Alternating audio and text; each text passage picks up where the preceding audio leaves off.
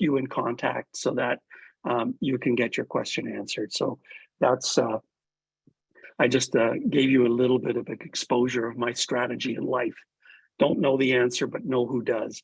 So next up, we have Mike Szczesniak. Mike, are you ready to roll?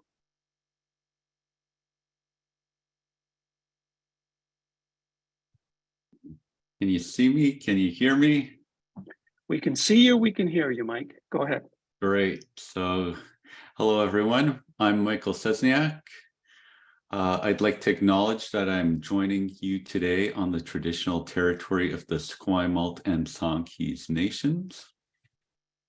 I serve as a procurement ambassador at Procurement Assistance Canada, where I work alongside my colleagues who have or will be presenting. There are a few ways for you to look at selling your goods and services to the Government of Canada. One, there's what I call the wait and see approach, where you wait for the government to approach your organization or community about possibly buying your goods and services. Then there are more proactive approaches, like approach number 2, which is you can go small, focusing on lower dollar value opportunities, in which case you're likely out there networking and hustling to make every sale, but there's likely less paperwork involved, just like in the consumer market. And thirdly, you can go bigger, focusing on higher dollar value opportunities, which means those valued above $25,000, in which case you might not need to network as much, but you'll need to review bid solicitation documents, submit bids, etc. So you could do 1, 2, or all 3. The choice is yours. Plenty of businesses have done well either way. So for the purposes of this presentation, I will focus mostly on the third approach and how you could find such opportunities. So I'm going to start sharing my screen here, so just bear with me for a moment.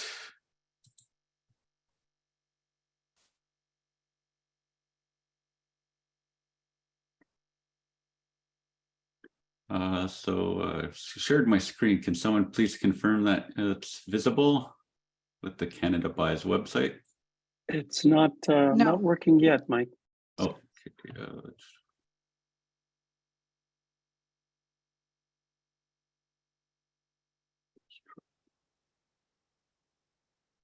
There we go. It's starting to go up. Okay, yeah. There we go. All right, so the Government of Canada wants to be open, fair, and transparent, yet still be practical when it comes to its procurement opportunities. So with that in mind, most higher dollar value opportunities are published online on the new Canada Buys website at canadabuys.canada.ca. So as you may have already heard, Canada Buys is now the official source for tender and award notices for the Government of Canada and the broader Canadian public sector. What this means is Canada Buys has replaced Buy and Sell's government electronic tendering service as the official source for tender and award notices for the Government of Canada. The Canada Buys website is free to use. As noted, it's still under development, and you will continue to see updates as they work to improve the user experience and transition even more information from Buy and Sell to Canada Buys. And this represents a new way of doing business. Tender and award notices from all levels of the Canadian public sector, so that's federal, provincial, territorial, municipal governments, and academic institutions, schools, and hospitals. All these opportunities are accessible in one place. The new Tender Opportunities page is accessible to the public on Canada Buys. To search for tendering opportunities from the main page, you can click on the Search Tenders button. You can also access this page by clicking on the Tender Opportunities link at the top of each Canada Buys page.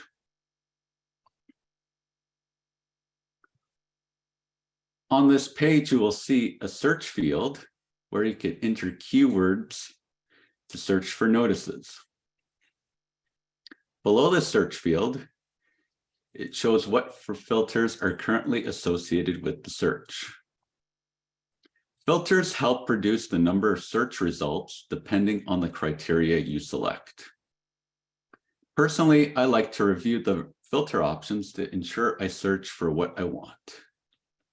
When you click on the filter button, a list of filters appear. You could filter by category, so you could break it down by construction, goods, services related to goods. Notice type, so you can filter it by request for information, RFP, and a bunch of other instruments. Status is one I personally like to use. Personally, I like to limit the number of filters I use to help ensure I don't miss a potential interesting tender opportunity, especially considering the website is still under construction and tender opportunities might be classified incorrectly due to human error.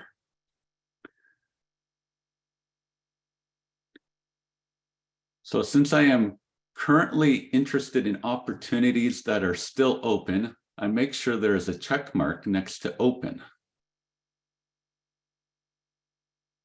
to see such opportunities.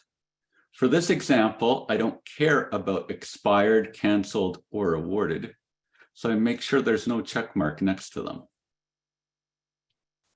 Location is an interesting one.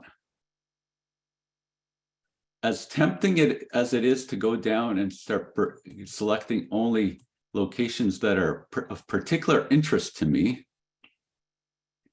I think this is one of those filters that is still under development.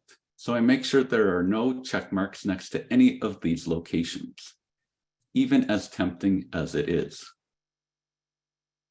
You could also filter based on publish date. This is one of those filters that I like to use when setting up notifications, which I'll talk about later. But for the time being, I'll leave it as is. You can also filter based on closing date and NATO-specific opportunities. Then when I click on the Apply Filters button, the search page reloads.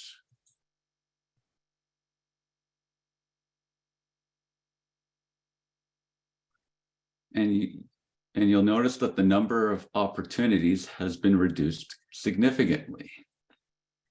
Yet there are still opportunities from a wide range of organizations.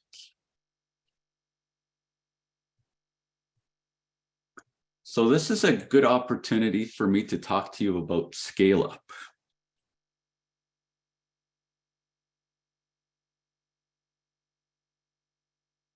Scale Up is interesting for those of you offering IT goods, services, or solutions.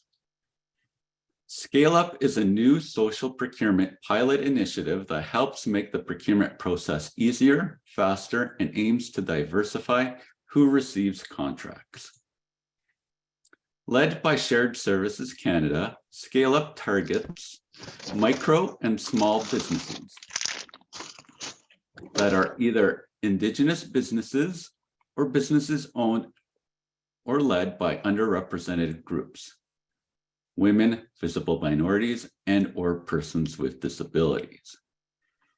Their vision is to award hundreds of IT-related contracts, each valued up to $238,000 to these businesses. Scale Up includes user-friendly, intuitive, and interactive solicitation documents that allow an expedited and simplified solicitation process that can be usually completed within 2 weeks. So if we search for Scale Up, we'll see what comes up.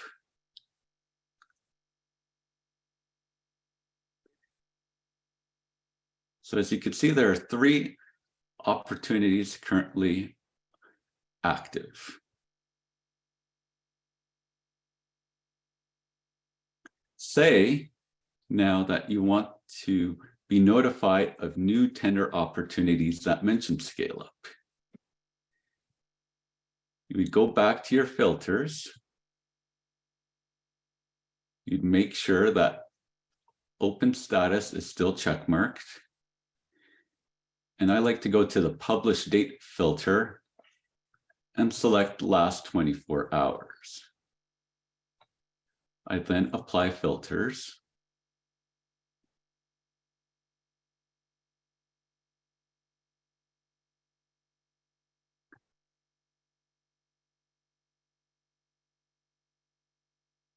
And click on follow this search.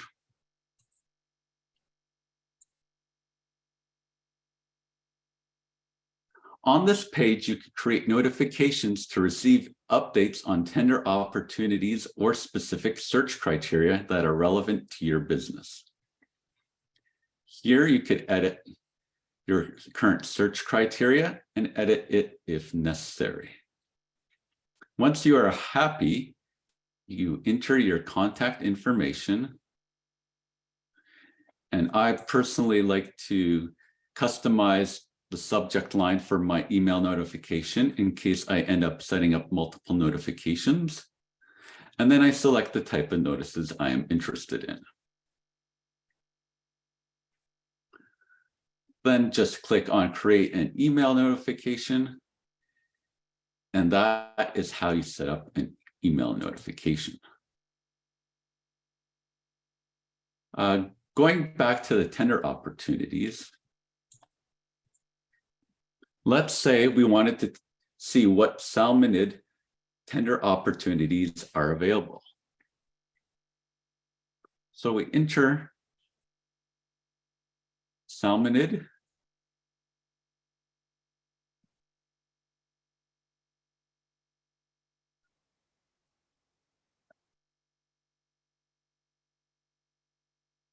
As the key term, and we run a search.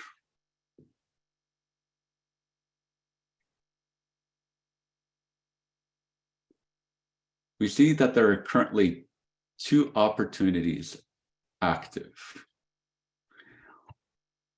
When we click on one of them, the tender notice will appear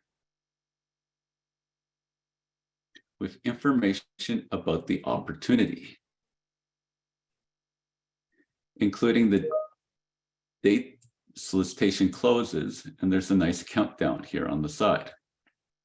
You also have a bunch of information on the side, including a description and various other tabs, including one here for contact information, where you could find information about the contracting authority.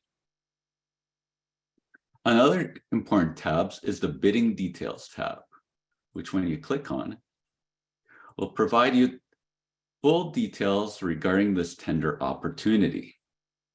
Typically, the full details will be available as downloadable files, like in the case here. In other cases, you will need an SAP Ariba account to view the details and submit a bid. If you encounter such a situation, you should register your business in SAP Ariba and complete the Government of Canada requested questionnaire as soon as possible. Now I'd like to mention another program that might be of interest to you, either to be a contractor or to find potential joint venturing and subcontracting opportunities, or supporting these businesses as they grow and develop. An Innovation for Defense Excellence and Securities Ideas program is the Department of National Defence's and the Canadian Armed Forces Access to Innovation program. It transforms defense and security challenges being faced by the Air Force, the Navy, Army, special forces, and others into innovative solutions to improve Canada's defense capabilities. Their goal is to continuously tap innovators for their solutions with various calls for proposals every year.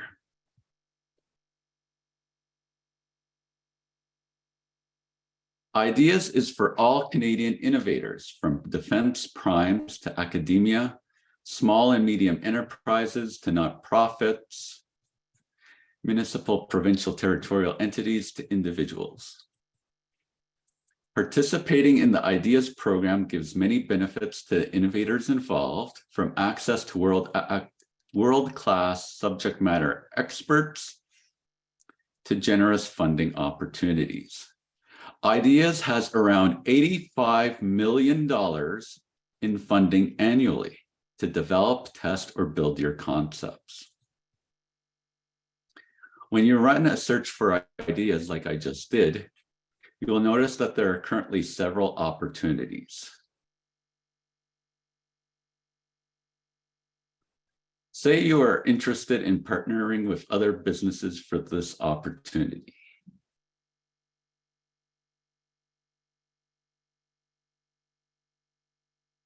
Canada Buys has a feature that lets you identify yourself to the world that you are interested in partnering for this opportunity.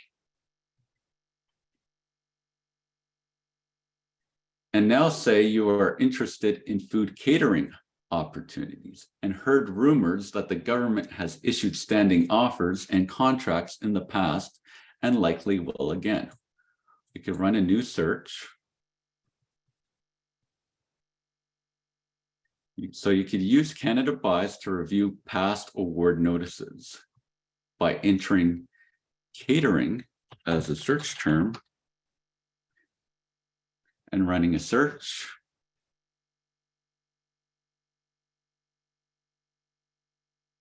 Notice how I use both open and awarded filters for now. And if I click on award notices, I get a list of catering contracts and supply arrangements, standing offers that have been issued in the past several years. And with this, you could review them at your leisure and identify opportunities for new business opportunities that will likely be renewed year in and year out. You can click on one of these opportunities for more information.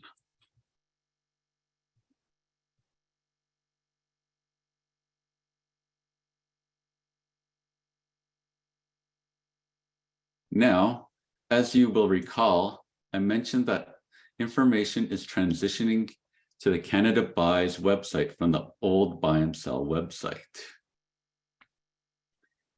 In the meantime, you could still find a wealth of information on the Canada Buys, on the Buy and Sell website.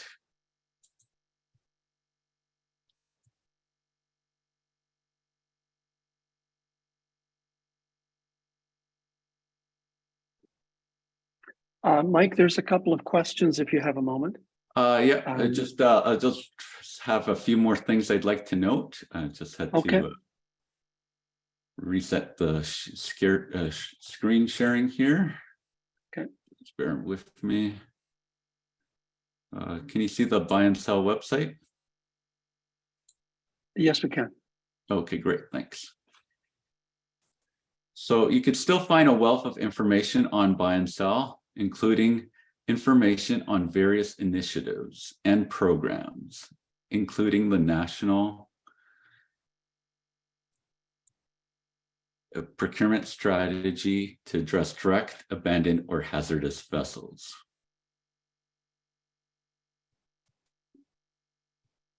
Under the National Procurement Strategy to address direct, abandoned, or hazardous vessels, Canada is setting up supply arrangements with qualified suppliers for services that could be required by the Department of Fisheries and Oceans, Canadian Coast Guard, and the Transport Canada related to the wrecked, abandoned, or hazardous vessels project. These procurement tools will streamline processes to solicit bids and award contracts and create flexibility for industry and Canada alike to managing ongoing requirements. So this page contains information about the program and the strategy. So you'll see that there are currently two requests for supply arrangements, one for small vessel disposal services and another for marine technical services. Despite the solicitation closing dates indicated on Canada buys, I have been advised that qualification for these two requests for supply arrangements is ongoing. These two requests for supply arrangements should also be refreshed with new tender notices on Canada buys by March 31st, 2023. If any suppliers are interested in qualifying, they could email the contracting authority, Chantal Pilon, for more information. I'll also share her information in a few minutes. I've also been informed that a new request for supply arrangement for medium and large vessel disposal services should be posted on Canada Buys by January 2023. So more information can be found on this website. And on a related note, CanDo is developing a tool to assess the capability and capacity of Indigenous businesses and communities with respect to procurement opportunities associated with the National Procurement Strategy to address wrecked, abandoned, and hazardous vessels. Since time is short, I think I will end it there for today. I know there was a lot of information to absorb and I went through it quickly, but like John and a few others have mentioned, please consider this a quick introduction on how you could use our new Canada Buys website to find new procurement opportunities. Our team at Procurement Assistance Canada is here to help you throughout your procurement journey. So feel free to reach out to any one of us to set up a one-on-one meeting that we could personalize to help meet your specific needs. And with that, I am done. So back to you. Not so fast, Mike. Thank you for your presentation, but there's a couple of questions. Sure. Aiden asks, is there a filter option to see tender opportunities under PSIB? So currently there is not. However, one thing you can do is set up search terms such as PSIB, PSAB, Indigenous, Aboriginal, set aside and look at it that way. You have to consider that Canada Buys, since it's serving a number of public entities such as provincial governments and cities and educational entities that might not be part of the PSIB program. So that filter option is still not available. However, I did mention it to the Canada Buys team and they're looking into it at the moment. Okay, and a related question from Sam. Can you search specifically for set-asides or would you have to do it like you just mentioned with keywords? Currently you would have to rely on the keyword search. Very good. If there are any more questions? No, I think that's it. Thank you, Mike, so much. Thank you. Next up, we have Carolyn and Timothy that are going to be presenting on Indigenous participation requirements and plans.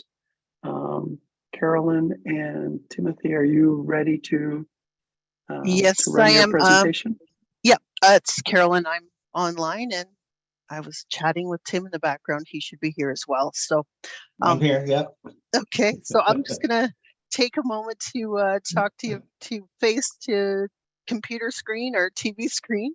My name is Carolyn Arthur. I work with Procurement Assistance Canada. My role in that group is as a business advisor for inclusive business.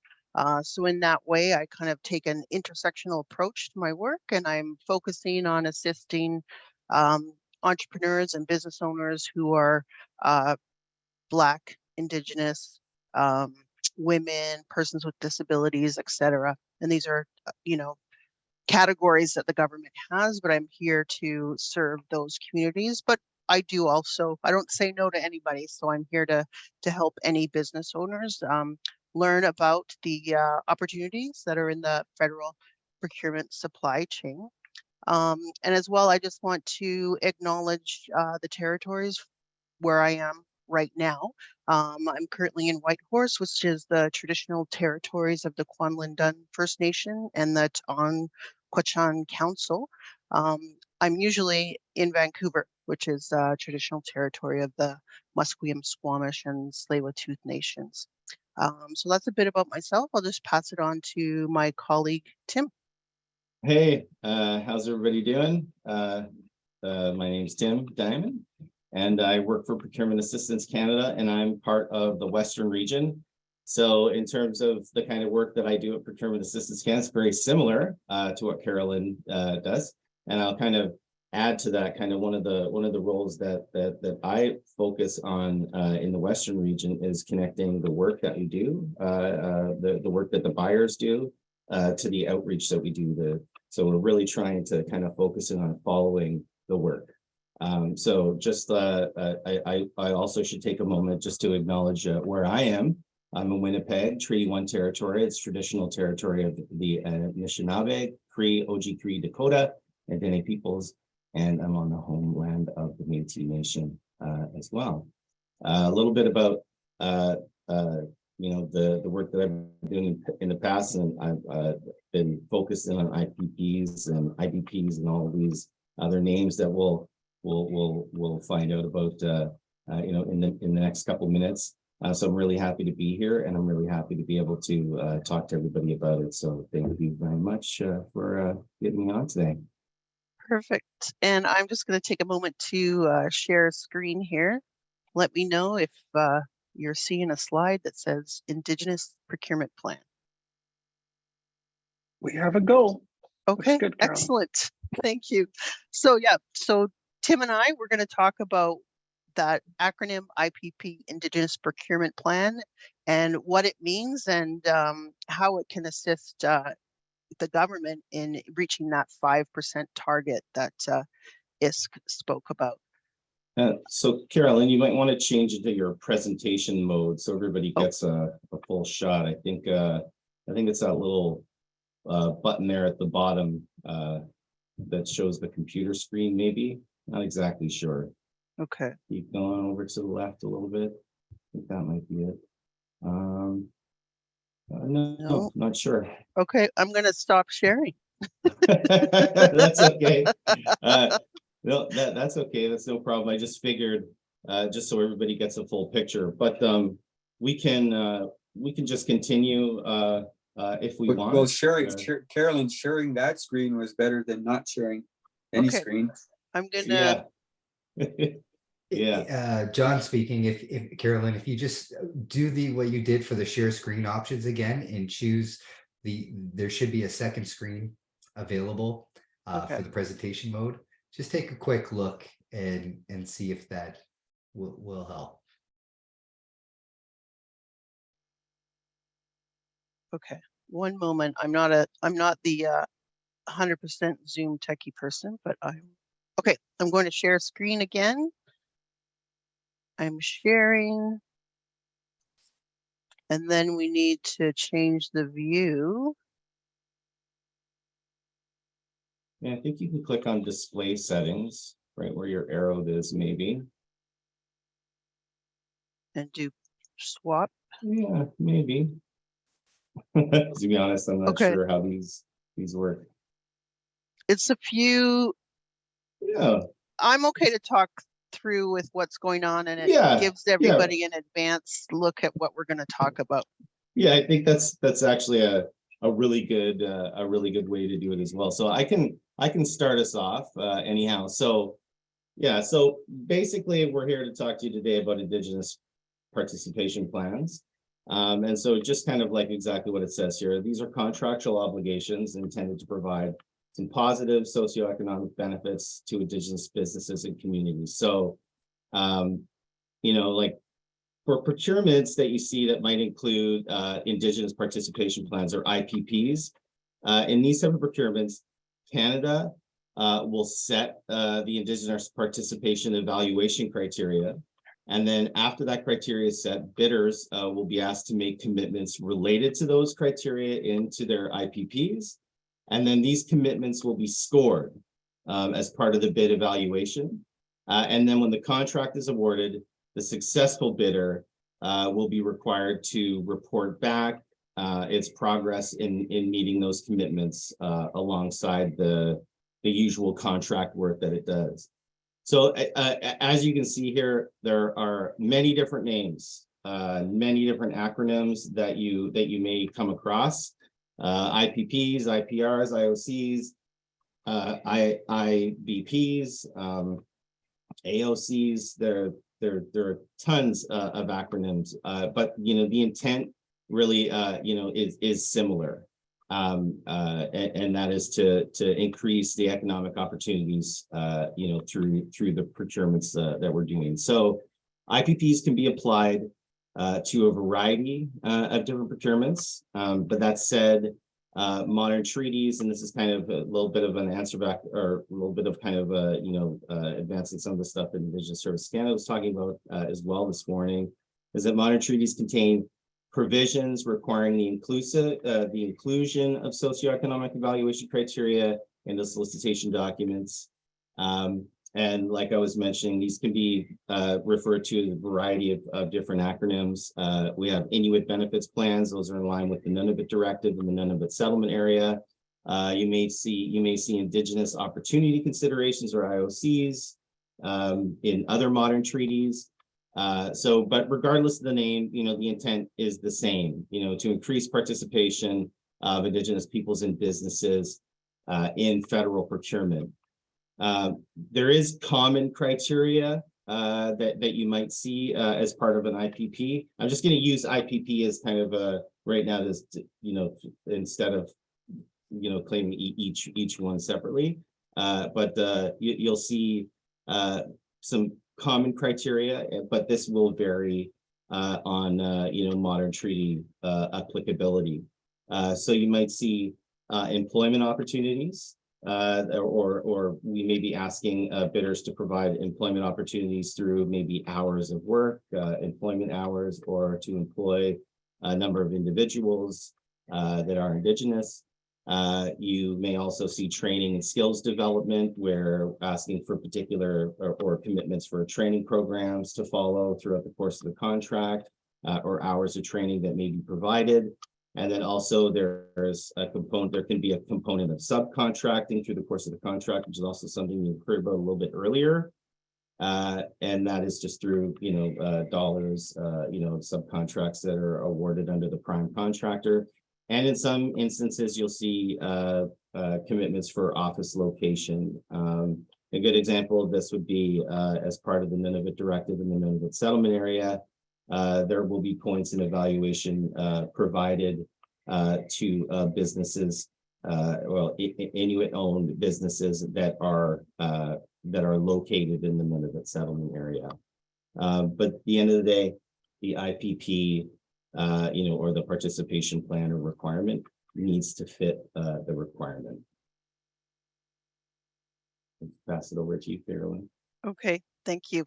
So with our share screen, I've lost my notes here. So No. I'm gonna go through what I know. So my experience here is that I used to be a buyer. I used to be the person who would work with First Nations communities and with the government client to create an Indigenous benefit plan or Indigenous participation requirement. And I did that here for the Pacific region, which is BC and the Yukon. And the neat thing about the IPPs is it's new territory. It's flexible. It is based on cooperation, collaboration, and active participation in designing what that plan looks like. So for me, I kind of boil it down to, it's really a tool within the contract that tells everyone involved that we're sharing. We got to share the opportunity here. Again, we've got set categories for what that sharing is going to look like. So we've subcontracting opportunities, training, apprenticeship, direct employment. Those you could say are a casing for what that opportunity could be. And it's what I find exciting about the IPP is that it's through relationship, it's through dialogue and discussion that we can create the details of what this participation plan is going to look like. And that is something that is really new from a government perspective. So where we see it, it's also a consent-based approach as well. So as government, we have this new tool that we are excited to use and excited to share. However, we're not going to do it if the communities that we're wanting to work with don't want to be involved. It's around asking for that consent before we go down the road of trying to build that plan, or stopping by and saying, hey, we got something for you to be involved in, let's go.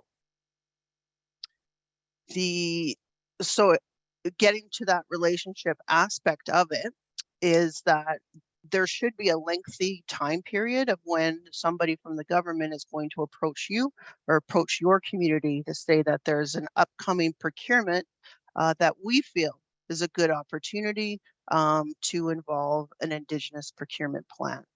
And then it is during that dialogue phase that's the important phase, where as a community, you are able to communicate with your government reps there about what is meaningful and important to your community to participate in, but also being able to clearly articulate, what type of businesses are in the community and what aspects of the proposed work could these businesses fulfill. And that leans to the fact for procurement officers, we want to make sure that there is a tender that is productive, meaning that we've set up requirements that we know will be filled. So that's why we want to have that back and forth in communication as we're moving along there. And I'm just going to go to the next slide because I think that's going to give me the cue.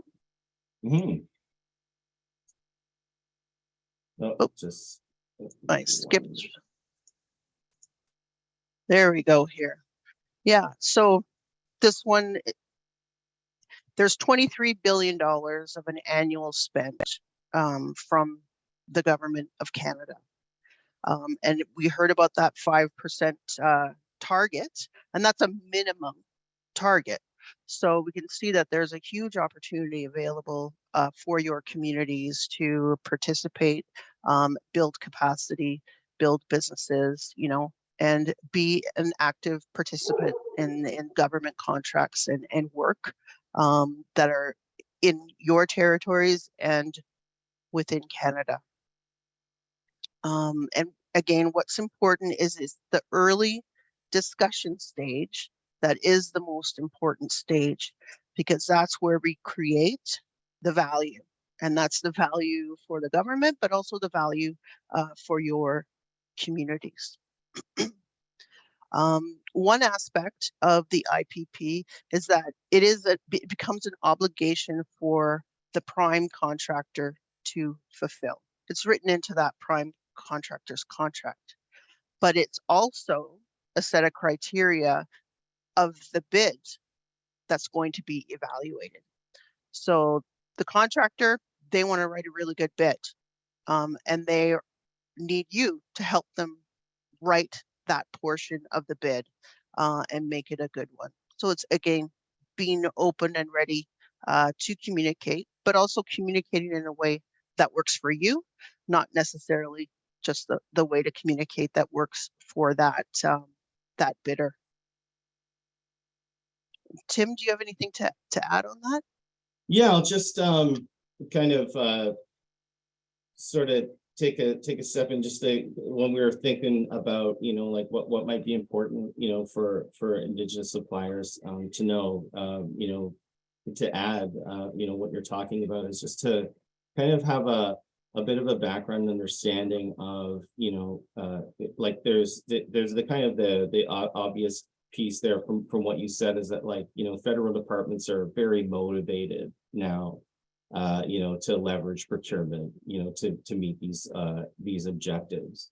And so it's good to kind of, you know, think a little bit about, you know, how you know, requirements are being structured from a buyer's perspective, and maybe a little bit where, you know, where that IPP or the Indigenous Participation Plan, you know, may fit in.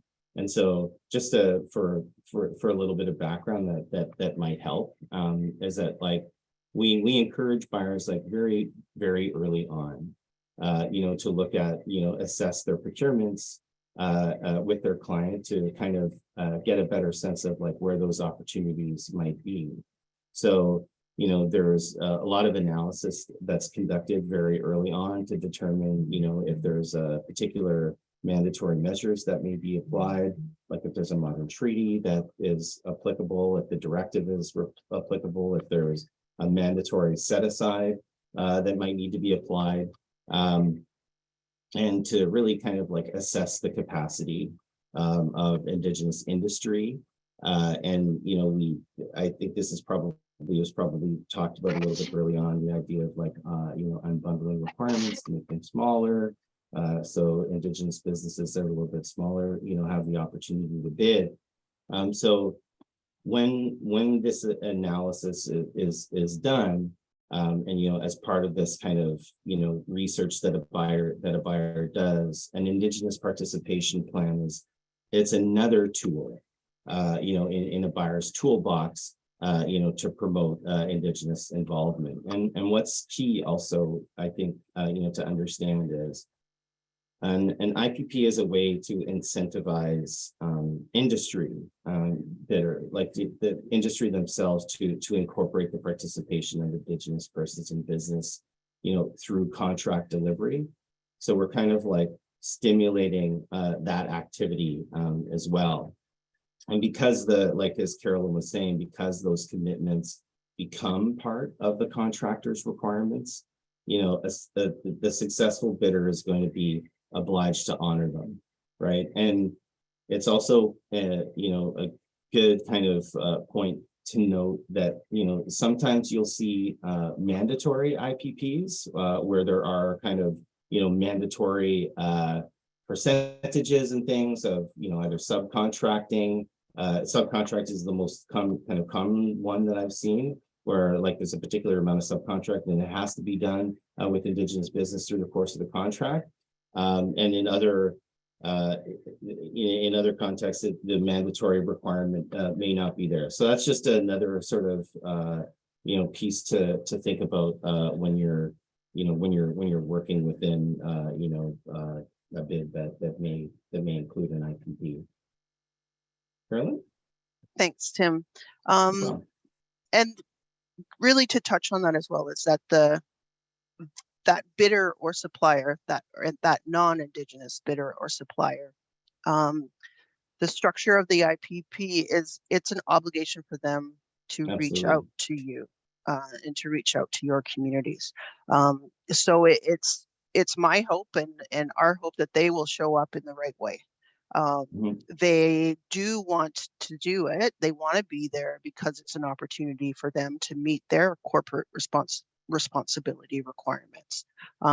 Some very large firms have very good corporate responsibilities and commitments towards working with Indigenous firms. Not every firm is there, but they're on their way. So in order to help get that discussion going, the more you know about the structure of the IPP or requirement that is going to help you build that meaningful IPP for your community, as well as to help support that bidder in creating a good bid. Yeah, and again, based on the evaluation criteria is the strongest, I guess, compass point for what the structure of that IPP is going to look like. If the subcontracting is weighted higher than training and employment, they're going to be looking for subcontract opportunities. But as I said before, it's that planning and design phase that's really important, because Absolutely. that is what goes into the IPP. So if there was early discussion and early involvement with the buyer, they will know what the capacity of your community is, and they will have structured an IPP that'll make it very easy for your community to meet along with that bidder and contractor. Now, to be successful, and being successful is the IPP successful, or is it successful in bringing value to your community? Both of those things are markers for success. For each of those to happen, it's really about building relationships, and that's building relationships from your community with the government buyers or the technical authorities that are handling the programs. And it's also building those relationships with industry and larger businesses that are interested in partnering with your communities. And that aspect of it, it does take some commitment and take some help and motivation, but I believe that it is a big opportunity. It will be coming down the pipe more and more in the future. Now, as well, when I was a buyer, we got a lot of questions from suppliers about, how do we show up, right? They don't always know the best way to show up and initiate relationships with the different communities. I'd be very much interested to hear, like, if there are ideas or things you would like us to take back to industry and let them know how should they begin relationships with your communities.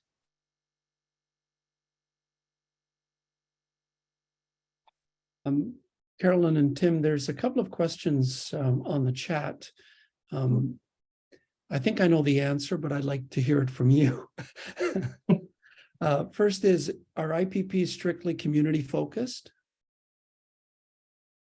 So traditionally, the IPP is around the traditional territories upon which the work is taking place. And then, of course, it would be affected by any modern treaties that are in place in that land, or with the Nunavut Directive, or et cetera, et cetera. And what about businesses that are Indigenous but are not community owned or community based? How can they participate via an IPP? So that's a really great question as well. So that would it be about letting the buyers or program managers know that there are businesses owned by members of the community that can provide subcontracting or services to support this contract. So that kind of goes back to being ready to talk, to tell, to communicate. Yeah. So I know in the Lower Mainland, like is it Tsawwassen First Nation, they publicize their contractor list of member-owned businesses. Like, it is readily accessible on the website, so that's very helpful for doing projects with that nation. And one last question: are there checks and balances to ensure that the prime contractor is doing what they said they were going to do? Yes, there is. Right. Yep. Tim, would you like to take that one? I gladly. And so a lot of my experiences with the Nunavut Directive and the work that we've done putting Inuit benefits plans and those templates and the structure together.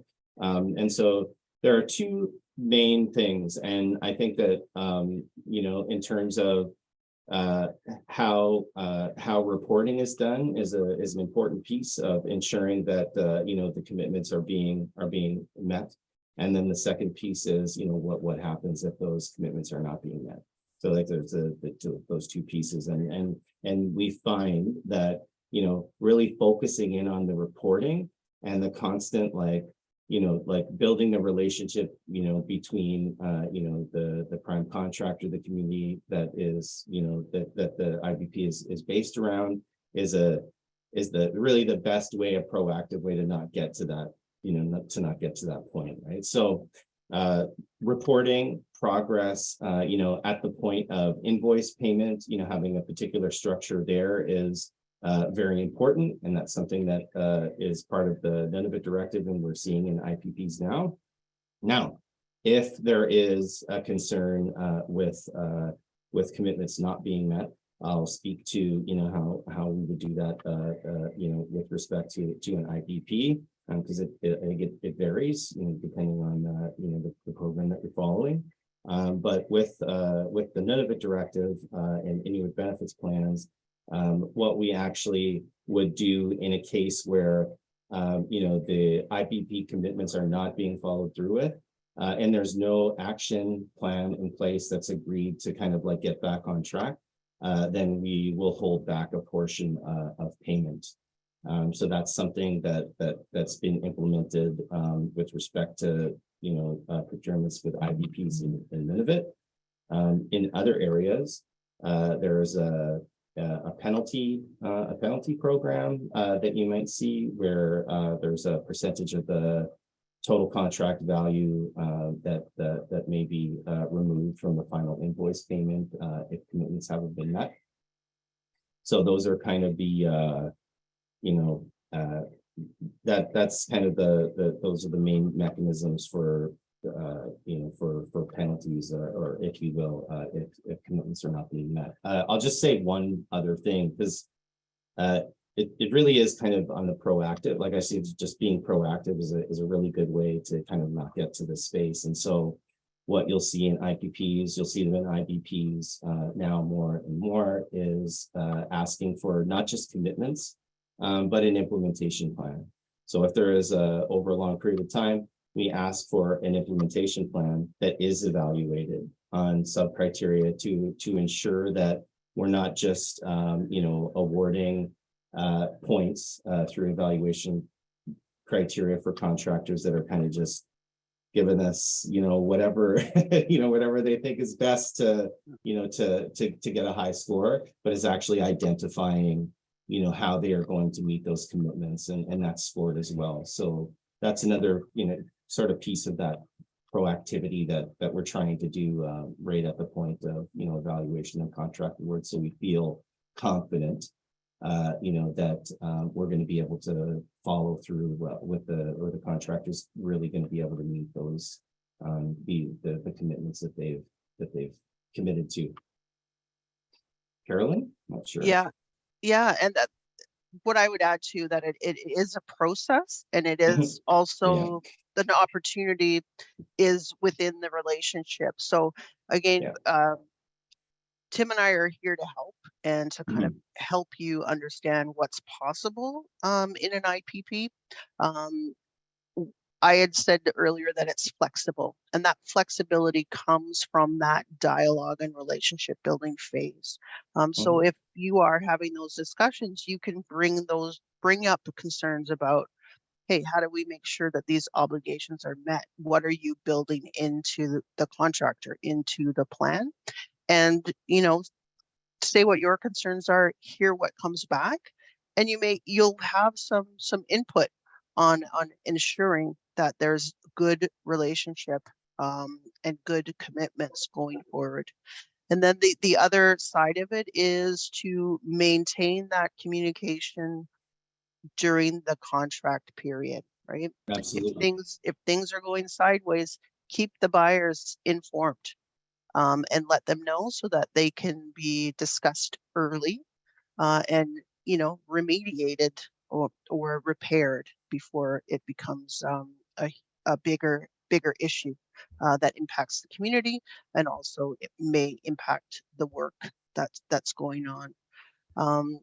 The other part of this is that the IPP, it's unique. It is meant to be a unique tool that's built according to the requirements of the nations who are participating in it, and in accordance with the work itself. So whatever the project is.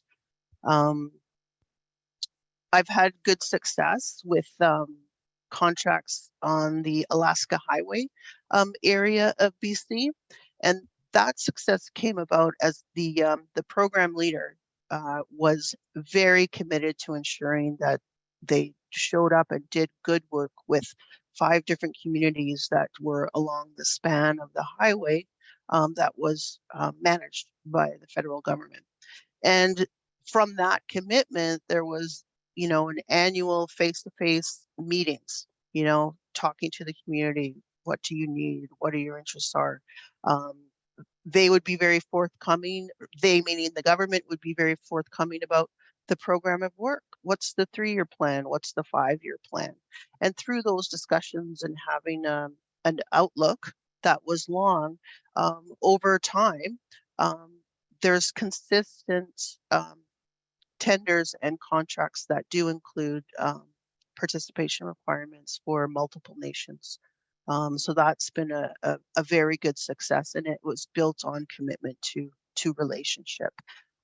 So that's what I would like to leave you with, that there is an opportunity here, and that opportunity is based on being active in the process, learning what you can, and participating and communicating. Thank you, Carolyn.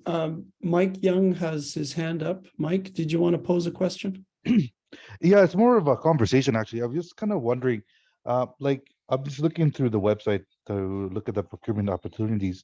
And I guess we're kind of in a special kind of situation because our company is IEM, and we have developed a service rig training program. It's a 5-week training program for Indigenous workers that we bring in a live rig to the nation and set up the rig and do a 5-week training course where we give them the initial certificates they need to be able to be working it, which is first aid, H2S, and fall protection.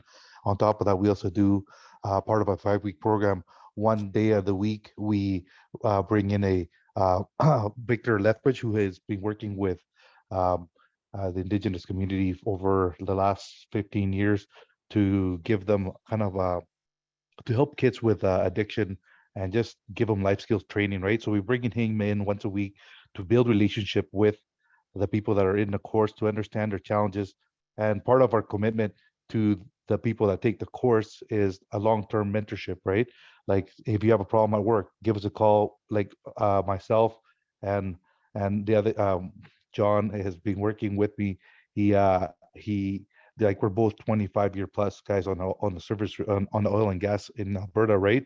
So we feel we have a confident, like, we have a good outlook of what it looks like to be in the industry, and we just want to be able to transition people into the oil and gas, because there's a tremendous amount of demand for people, and there's obviously a lack of representation in that sector, right? We also have an Indigenous employee retention training and Indigenous awareness and sensitivity for employers as well. And one of the challenges we're having is like having the funding to get going, right? Like, we want to deliver this platform, and like there's a lot of grants available, one from the government to the nations to be able to pay for those, but just getting the ball rolling, we're really having a hard time trying to get the funding to deliver the program. And I mean, obviously, so trying to find a procurement opportunity to be able to do that. Is it different on the Indigenous side to be able to present something like this and get something for it, or is it only what's up on the website? That's what's up on the website. So I think there's a couple different pieces in terms of being able to develop your idea. So just to speak directly to funding, as a PAC employee, I can help you find different ways to access funding. PAC itself, we don't do grants or contributions, but I can, or people on my team can take the time to show you some ways to access what funding is out there, or put you in touch with other government organizations that can help you on that particular path. The other aspect of it in terms of access to contracts, I think there's a few different ways, and again, something we can discuss in detail in a one-on-one, but one of it would be about putting your company up on that interested in bidding section on appropriate tenders that are on Canada Buys, because you want, that's marketing yourself, marketing your company. Maybe there's a larger company that could use your services in their implementation plan under an IPP. So that's one thing that you could do there. And yeah, taking the time to do some research about what are some of the larger programs out there that need this kind of service on a longer term basis. Thank you. Mike, Barry just posted something in the chat. There's a link that says it's a good place for Mike to start. It's a benefits funding finder. Yeah, and I can add on that. That's a really, really good link. And it's also, you can kind of create a profile there, and as different funding opens and closes, you'll get a different list. So it's something that you'll want to check in on. So yeah, definitely reach out to myself or anyone at the Indigenous Entrepreneur Center of Expertise, and we can show that to you and help you go through it. Thank you, Carolyn. Very good. Thanks, Mike. Carolyn, Tim, thank you so much for sharing your information and your contact info.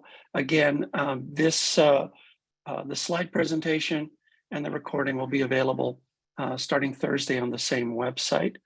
We're now moving along on our agenda. We're a little behind, but we're still going to be finished, I think, by the top of the hour. So next up would be John Johnstone again. John, are you ready? I should be ready. Daniel Sandos is with us today as well. Daniel is on the recovery path from a bout of COVID. So as long as Daniel is ready, I will actually ask him to come on screen, and we're going to talk a little bit. We're going to shorten our piece right now, but we are going to talk a bit about the Strategic Partnership Initiative. Daniel, let me know if you're ready to go. Very good. Good morning. Okay. Try to share my screen. Can you see my screen? We can now. Small or big? Small. Okay, let's see. Just do, oh, now we cannot see it.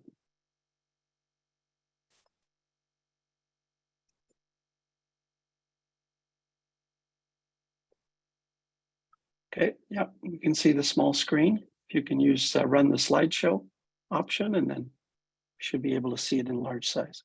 The problem I have is that I have to do this way, I guess. So. There we go. That's working. Good morning. My name is Daniel Sandos. I'm calling you out of Victoria, traditional and unceded territories of the Songhees Nation, where I live, work, and play. I'm a senior advisor with Procurement Assistance Canada, focusing on engaging with Indigenous businesses and communities. And I had the immense privilege as part of my work to work with Paul and Candu and develop a mentorship program focusing on the federal procurement process. But I'm not here to talk to you about this right now. I'll have my colleague Tim talk about it. I'm talking about the National Indigenous Procurement Initiative, or one part of it, which is the Strategic Partnership Initiative, or SPI in short. So who are the partners? So you have lots of the partners to engage with are federal partners like like my home department, which is Public Services and Procurement Canada, we can be a partner to partner and work together with an Indigenous entity, and that focuses on an economic development, on supporting Indigenous prosperity.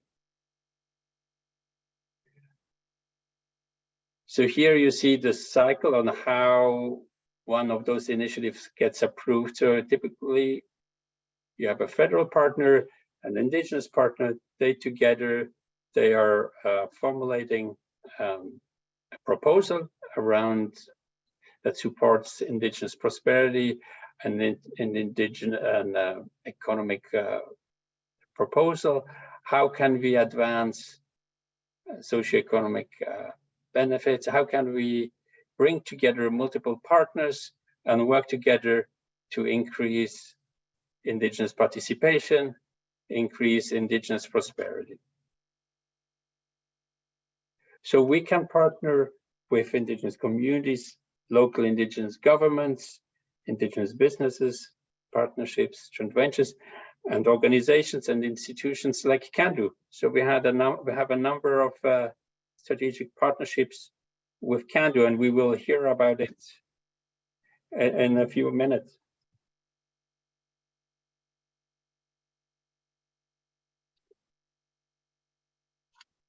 Just by numbers. So since its inception in 2010, there were awarded 640 millions. Out of those funds, 154 were SPY funds.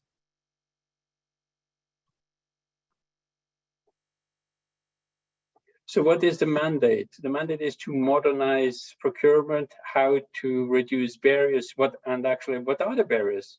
Find out about what is the Indigenous capacity and capabilities. Like Mike Szczesniak has referred in his concerning the wrecked and hazardous abandoned vessels tender.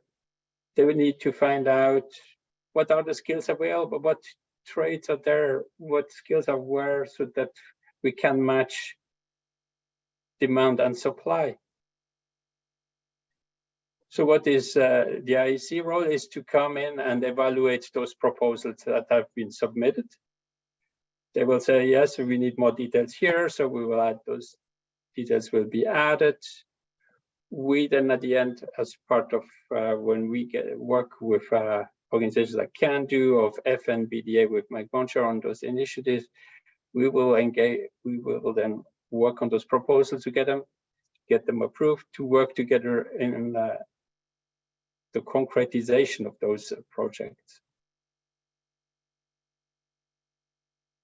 But the most important thing is to strengthen our relationships, strengthen our partnerships with our Indigenous partners, to support the gap, the closing of the gap of the socioeconomic disparities between Indigenous and non-Indigenous peoples.